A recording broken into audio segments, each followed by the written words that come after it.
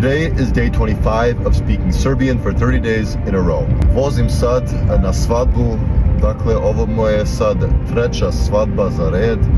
Bio sam na svadbi prošle vikend i vikend pre toga.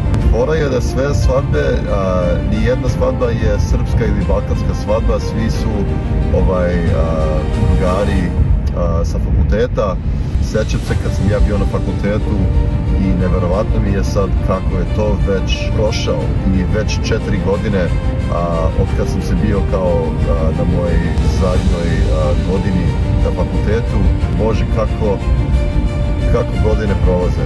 To je život i moraš i dalje da ideš. Ako Bog da, ima puno godina ispred tebe i moraš ti samo uživaš u tome svaki moment. Neka ovaj reel biti podsjećaj kao reminder, podsjećaj da živiš, uživaš u momentu, jer samo mi to sad imamo.